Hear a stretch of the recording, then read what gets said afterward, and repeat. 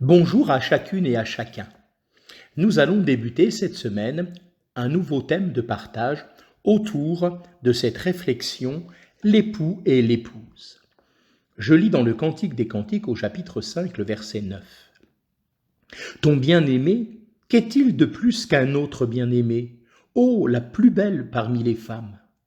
Ton bien-aimé, qu'est-il de plus qu'un autre bien-aimé que tu nous adjures ainsi? Salomon a écrit les 3 livres qui se trouvent après les psaumes. Dans le premier, les Proverbes, il emploie presque toujours le terme « l'Éternel ». Dans le second, l'Ecclésiaste, il parle de Dieu. Mais dans le troisième, le Cantique des Cantiques, il emploie seulement le pronom « il ».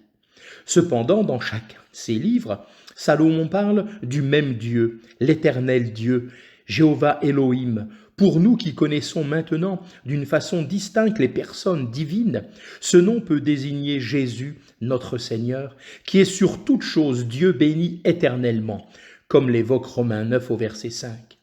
Le Cantique des Cantiques s'ouvre avec ce souhait, qu'il me baise des baisers de sa bouche. Là, ni le titre de l'Éternel, ni celui de Dieu n'auraient pu convenir.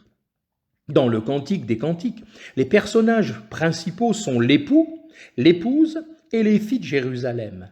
Ce sont elles qui posent la question citée ci-dessus. Elles désirent savoir pourquoi l'épouse les adjure ainsi.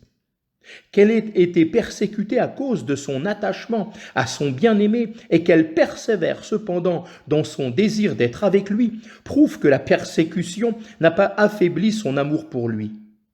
Après avoir été frappée, blessée et humiliée, elle n'a encore qu'un désir, être avec lui.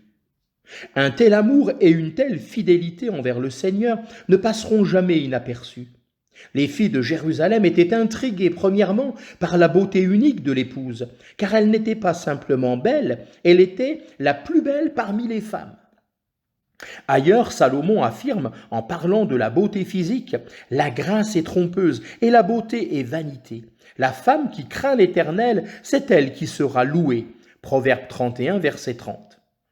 Les filles de Jérusalem étaient également impressionnées par le dévouement fidèle de l'épouse envers son bien-aimé.